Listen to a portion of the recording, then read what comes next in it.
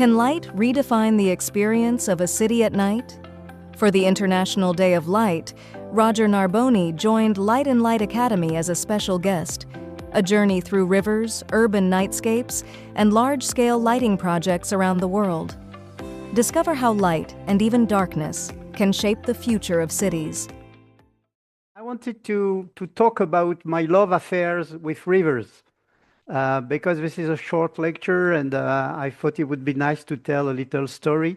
So from the very beginning, as you will see, I had a very strong love affair with river. I don't know why, because I was born in a harbor in Algeria, but my first job was making a nightscape on a river. So I am a lighting designer. I have been doing that for 40 years now. And my background is both artist, fine art artist, and electronical engineering. But very quickly, I decided to stop to do any engineering and to try to develop my skill into first art and then lighting design. And as I said, my first project was on a river. It was a competition a very, very long time ago. And we were asked if we had any idea to transform a river at night time on 1 kilometer long.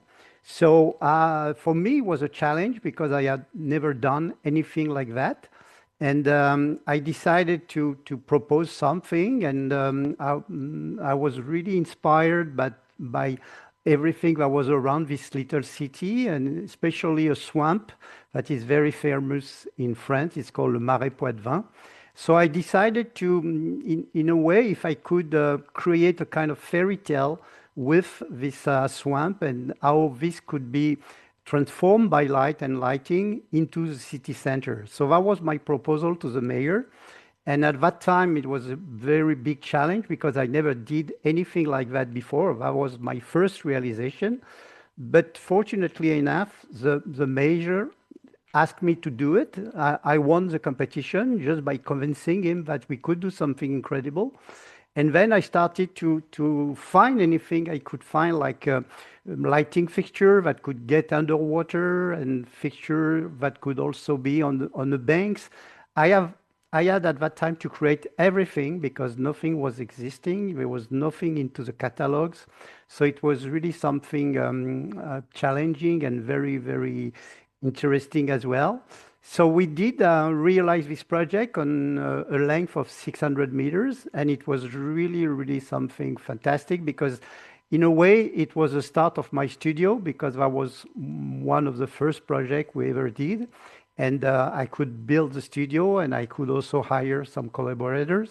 And then we could start working on lighting and doing nightscapes, lighting master plan and project in many, many, many things. So this first project was really something in my memories because at that time, first, there was no issue about budget. The mayor said, do what you need to do and I will supply everything you need. There was no issue on any ecological approach at that time because there was no information about artificial lighting and the impact on it about biodiversity. And also it was a challenge to design everything and to test everything and to install a lighting fixture underwater. So for me, really, this is one of my favorite projects because for sure it was the first one, but it was also something very poetic and without any constraint. Then I had to do another river love affair in Toulouse. It's a big city in the west of France, southwest of France. And that was a lighting master plan we won. It was also a competition. And at that time, again, the city of Toulouse is crossed by a huge river called Garonne River. And the mayor of this city asked me if I had to do only one thing into the city, what would that be? And I say, well, we should really focus on the river. We should create a nightscape on the river and do something with the river.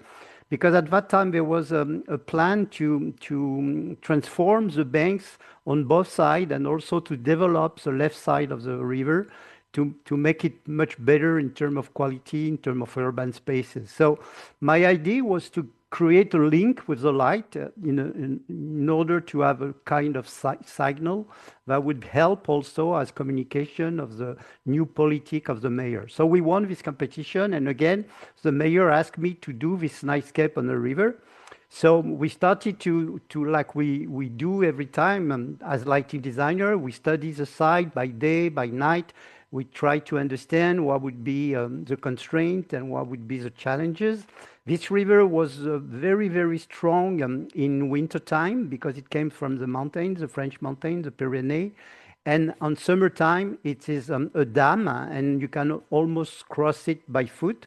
So then we proposed to integrate a luminous line underwater into the riverbed and to in a way signal this connection between the two banks. So again, it was quite difficult because there was no fixture that could do that.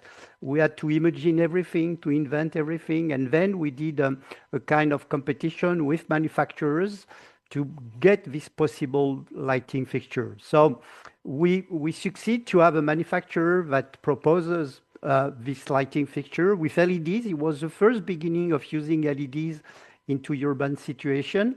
We had a lot of trouble with the construction work because there was flood. It was a summer with 17 days of rain. That was really something we could not really expect. But we finalized it. And again, it was great to inaugurate that, to see the mayor reaction, but also to see all the people living in Toulouse, the neighbors and the visitor to appreciate this lighting. Unfortunately, he has been put off 4 or 5 years after because there was an election and the new mayor did not like this project, so he decided to put it off, but it's still there, so maybe one day we will put it on again. Then I had the chance to be invited to travel to China, and again for a river or a canal in this case.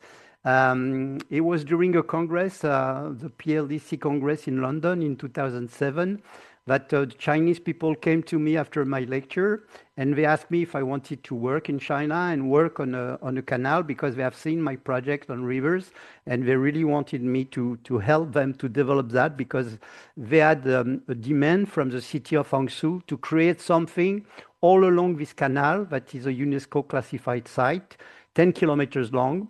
And they thought that I could be able first to help them and if possible also to teach them about how to deal with this kind of nightscape. So we worked together. I had the chance to work with a design studio there, a lighting design studio that I helped to develop. I had like 25 lighting designers starting to imagine what could be this nightscape with me. So we create, as we always do, a lighting master plan. And we started to make some mock-up, a very large one, because the mayor said a mock-up for me is minimum 500 meters long. So I was quite surprised. But I say, okay, well, let's do a mock-up and let's prove that we can realize what we want to do. So we really wanted to create something that has never been done in China, and we succeed to do so. And we realized in 1 year, we installed 55,000 fixtures and we realized a 10 kilometers long nightscape. So it was again an amazing story. It was so great to discover China, to work with Chinese people, to mix our culture together, the European one and the Chinese one.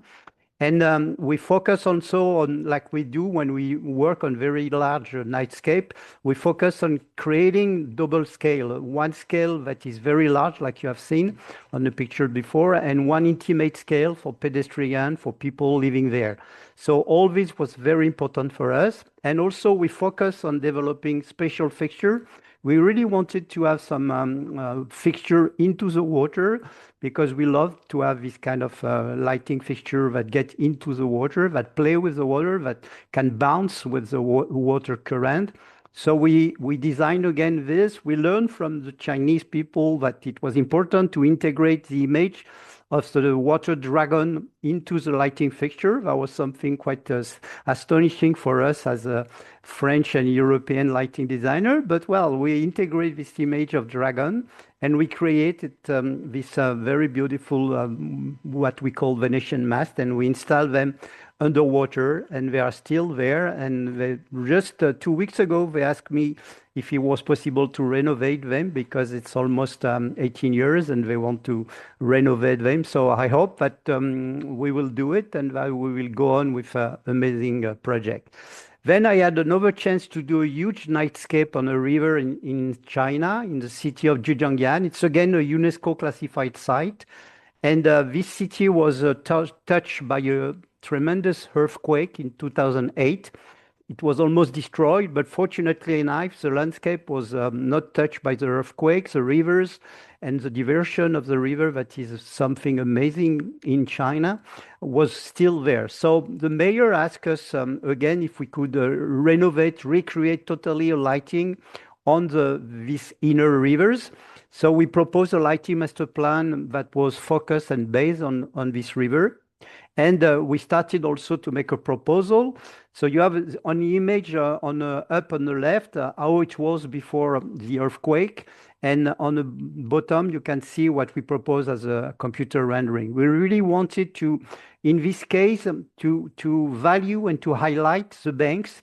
And it was almost impossible to put anything into the water because the current there is so strong, because the river is coming from the mountain, the Himalayas, and it was impossible to put anything into the water. So we invented this approach, lighting the banks and trying with the diffusion and the reflection on the water stream to really create a nightscape. So we again realized it. We had the chance to be approved by the mayor. We could develop the project. We realized 5 kilometers long nightscape.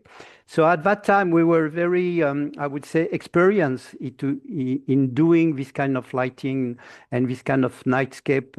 And we could use LEDs that was at that time in China, 2011, 2012 already. A technology that was really mature and that could be used very efficiently on this nightscape. So you have some images of this project. We also work around the rivers with some temples, some pagodas, creating a link and in symbiosis between these temples on the hills around and the river. And we also pay attention to the cover bridge. These bridges are just amazing, very, very interesting one and historical one. And we design all the lighting for these bridges as well.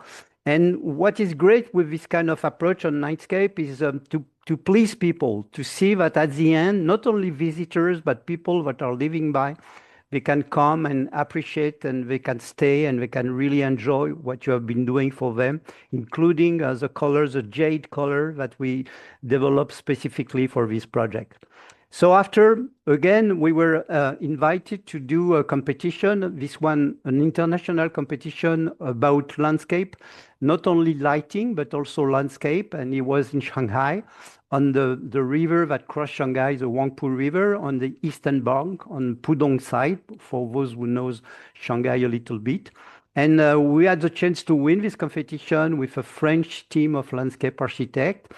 And we propose on a length of 21 kilometers to totally reinvent the lighting on the banks, creating ambiances for pedestrians, creating also a different approach on the landscape. So we started really to think about how we could have a balance between darkness and lighting.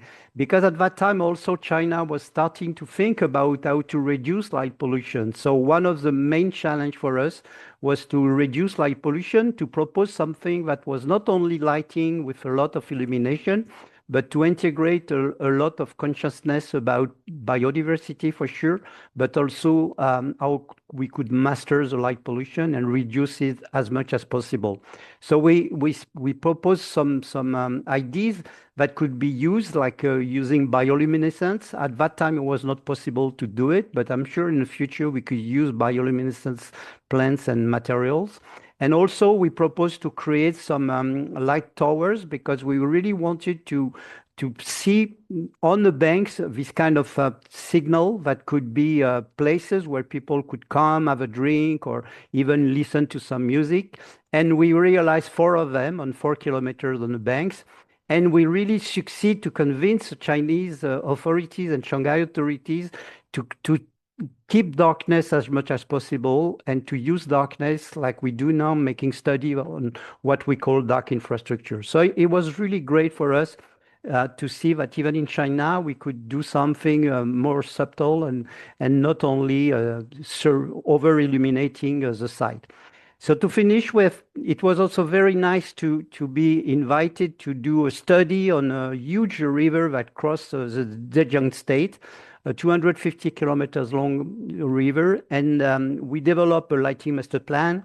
We develop also dark infrastructure. I could say nowadays my work is more dedicated to darkness and dark infrastructure than lighting master plan.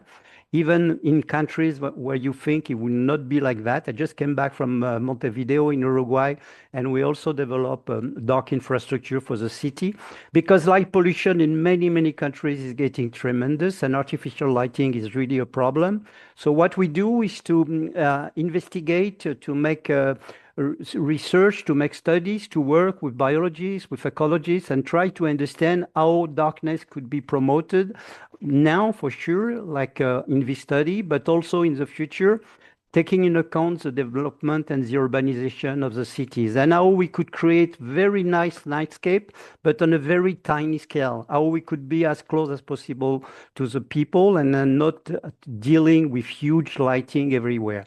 So I think this is very important. Maybe in the future, people will be more autonomous, more independent. I really believe that the system of autonomous portable lamps will be used in the future, not so far future. And I think that the nightscape will totally change because people could really pilot it and master it. Thank you.